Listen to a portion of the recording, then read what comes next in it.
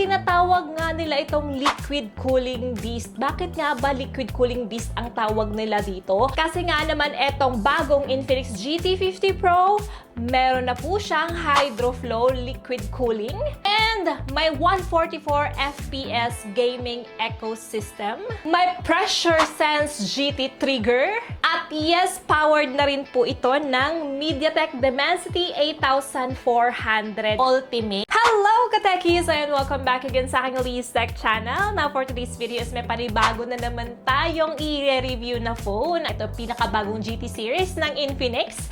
Yes, at ito nga ang Infinix GT 50 Pro. Look at that. Ang ganda ng kanilang packaging ngayon. At yes, official MPLS-PH mobile gaming phone na rin ito. Bakit malaki yung packaging? Because it comes with mag charge cooler and mag case. Ito yung mag charge cooler nila, GT mag charge cooler. And yes, ayan, ito na nga ang Infinix GT 50 Pro na silver glacier. Now, may other colors din po sila. Black Abyss at saka red blaze. And now for the design and look about this device. Tingnan nyo yung details ng kanyang back. May RGB lights siya. Unique for crosshair styled RGB lighting. Any notifications, guys, iilaw tong mga RGB lights dito. And the interesting part of this back design, guys, is ang kanyang transparent accents na makikita nyo po ang kanyang liquid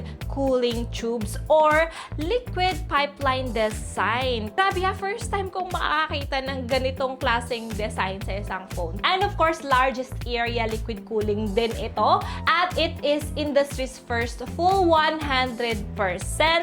coverage of core heat sources. Kaya naman, when it comes sa gaming, for sure, no heating na talaga ang mai-experience ng mga gamers natin siya. So naman po sa gilid, may mga GT triggers din siya. So yes, pressure sense GT triggers, meron din present dito sa ating Infinix GT 50 Pro, and you can also customize this. Pwede siyang gamitin for camera captures and a lot more. And Dolby Atmos na rin po pala ito. Actually, yung screen size nito is the same lang naman sa predecessor nila, no? So, meron siyang 6.78-inch AMOLED screen display. Yung ikinagandahan nga lang dito is may 144 FPS gaming. And yung kanyang screen nits peak brightness kasi 4,500. So, as you can see, the display is really smooth. So, in fairness, malinis, organized, etong interface ng bagong Infinix GT 50 Pro. Since it is their gaming phone, talagang puntahan na agad natin diretso yung gaming performance ito. At para makita rin natin kung tataas pa rin ba yung heating temperature nito, knowing na ito nga ang kanilang liquid cooling beast phones. As you can see there, as we play Mobile Legends, kitang-kita nyo naman dyan kung gaano po kaganda ang setting na pwede natin ilaro dito. And yes, meron siyang 144 FPS. So, ayan po yung setting na mapapaglaruan natin. And of course, the cooling system, dapat naka-HydroFlow liquid cooling talaga ito. At makikita nyo naman dyan, di ba? Visible liquid chamber while playing. So there, guys, as we play, super stable po yung gaming natin. Watery smooth po siya. Ayan. Kung makikita nyo, guys, wala po tayong experience na dropping frames at lags. And ang gaan lang po dalhin ng character. So kahit sa clashing, magaan lang po dalhin yung character, which is super nice dito. Kasi nga naman, di ba, apart from 144 FPS na ngayon kaya, is meron din siyang 330 Hz for ultra-responsive gaming touch sampling rate. Apart from having its powerful chipset, is the widescreen, no? Kasi malaki na po yung screen, manipis na po yung bezels. And yes, as we play long hours, guys, grabe, confirmed. Wala po kaming na-experience na heating dito, guys. So, gamit na gamit talaga etong kanilang GT cooler plus ang kanilang HydroFlow liquid cooling. Talagang no overheating experience sa aming gaming, guys. At wala kami na-experience din na lag dito. No frame drops din. So, nag-enjoy kami sa paglalaro dito. Para mas ma-explore pa namin, of course, naglaro din kami ng iba pang mga games dito. And there, makakita nyo dyan, guys, na sobrang na-enjoy namin. Pati yung kanyang pressure sense GT trigger kasi ang smooth at ang responsive niya talaga. up. As you can see guys, na-enjoy namin yung gaming performance ito, plus ang kanyang Signa gaming look. Ayan, at hindi kami naka-experience ng heating or overheating dito sa device na to dahil gamit-gamit namin ang kanyang GT Mag Charge Cooler plus ang etong HydroFlow liquid cooling pa na nakatulong para mas lalamig yung phone. Ayan, so ang ganda. Now guys, ayan, nakita nyo na yung gaming performance ito. For sure, yung mga gamers dyan is manggigigil kayo gamitin itong phone na to dahil ang lupit ng gaming experience ito. Mai-immerse talaga kayo sa paglalaro kasi malakas din po yung audio ito since Dolby Atmos na rin po siya. Solid! Kasi nga naman, mas pinalaki etong battery ng bagong GT50 Pro compare sa kanyang predecessor. Meron na po siyang 6,500 mAh battery. Napakalaking battery. For sure, hindi to basta-bastang malolobat din. Now, for the charging, of course, napakita ko rin sa inyo yung charging experience namin. Etong GT50 Pro, meron po siyang 45-watt charger support. And of course, pwede po kayo makapag-charge dito ng wireless charging. 30-watt naman po yung kaya niya. May bypass charging support din po ito ha. So, as you can see there, may mga accessories. Ayan, ideal for marathon gaming sessions kasi kahit sina-charge niyo siya, hindi masisira yung battery nito kasi the power goes directly to the motherboard. So, ayan guys, makikita niyo naman po dyan yung ating charging experience at very transparent ako pagdating sa mga testing talaga. Yan po yung aming first-hand experience. Now guys, ipapakita ko naman po sa inyo ang camera nito.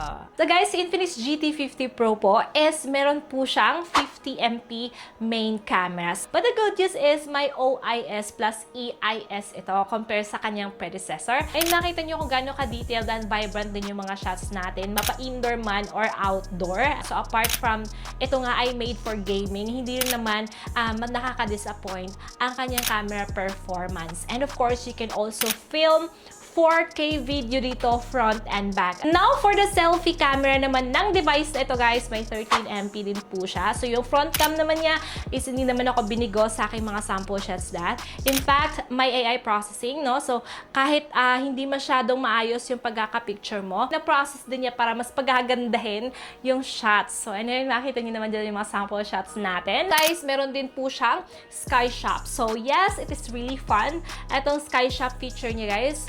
And yes, may AI studio din po ito. You can explore it there for photo editing. Ayan, may AI eraser, AI reflection remover, may erase yung mga reflections. May AI extender din po siya. And fairness, hindi naman nila kinompromise din yung mga AI features nila dito sa GT50 Pro. Kahit pang gaming tong phone na to, magagamit nyo pa rin po yung mga nagsilabasang bagong AI features ng mga ibang phones. Nandito rin po yan sa Infinix GT50 Pro. Android 16 na siya with XOS 16 na po siya. They promised 3 OS version updates and 5 years of security patches. Of course, may dynamic bar din po siya, guys. iOS-like multitasking. And of course, may Folax AI assistant din siya para mas mapadali yung mga gagawin mo, reminders and stuff like that. Of course, may free liquid cooling replacement din sila for 1 year dito sa mga magtatanong. An iNetwork chip na 60% stronger on weak signal. So, sa mga nakatira sa hindi masyadong malakas yung signal. And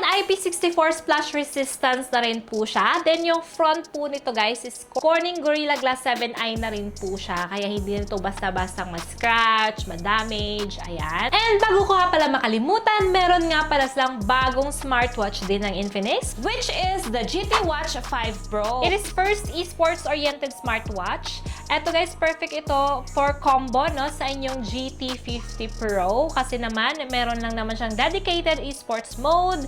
May accurate heart rate tracking na rin po ito, in-game data display. And of course, ang napakaganda niyang design. Look at that, how cool it is. Perfect sa cool ninyong pang-gaming phone. So, ayan, sa mga gusto mag-purchase nito, ayan, available na rin po yan at ililink ko rin po yan down below. So, guys, ayan, nakita nyo na po yung performance ng device na to. Ngayon naman, for sure, you guys will think how much it is at Liz. Ayan, ayan po yung mga presyo niya dyan sa screen, guys. Makikita nyo po yung 256GB ROM at 12GB RAM niya. Nagkakahalaga lang po ng 25,999 and of course, may promo promo price po siyang 23,999, kaya abangan niyo po yan. For the 512GB ROM naman and 12GB RAM plus 12GB extended RAM is 29,999. And of course, again, may pa-promo po silang 27,999. Nako, kailangan mahabol niyo po yan. Malaking discount na rin po yan. Itong Infinix GT 50 Pro is unapologetically a gamer's phone. Kita niyo naman po dyan ang performance niya with its liquid cooling. Talaga matagal po siya malobat. May 144 Hz pa siyang FPS para smoother performance, which is we truly experience a smooth gaming performance with this device. Ganda pa yung screen niya kasi AMOLED display na rin yung kanyang panels. And of course, yung kanyang GT triggers, no? Talagang gamit na gamit to. And now, if you are a competitive player or a mobile esports fan, for me, this is one of the best mid-range mobile devices ngayong 2026 yet sa aking mga na-test, guys. Talagang nagustuhan ko yung gaming performance na to. So, ayun lang, guys. Of course, depende pa rin yan, no? Sa inyo, kung ano yung hinahanap nyo. Basta yun yung hinahanap ko. So, yun yung mga factors na nagustuhan ko po dito. So far, na-appreciate ko naman lahat, especially yung HydroFlow liquid cooling. Talagang nakatulong siya para walang ma-experience na overheating while playing. So, ayun. So far, everything is good naman. Apart from those things na nagustuhan ko dito, meron naman akong some na hindi na-appreciate dito. At isa na po doon is yung charging niya, no? Kasi 45 watt lang siya. Pero kasi sobrang laki ng capacity ng battery niya, kaya hindi siya ganun kabilis din talagang ma-fully charge. Ang maganda rin naman kasi is matagal din naman kasi siyang malobat. So, parang nabawi lang din. So, ayun. I hope na enjoy niyo po yung video na to. Kung may mga na-miss ako information na i-share dito, i-comment niyo na rin down below. So, kung may mga other requests pa kayo na gusto niyo i-feature dito sa channel ko, ayan, feel free to comment down below. So, yun lang po. Salamat po guys sa panonood and see you again till my next video. Bye!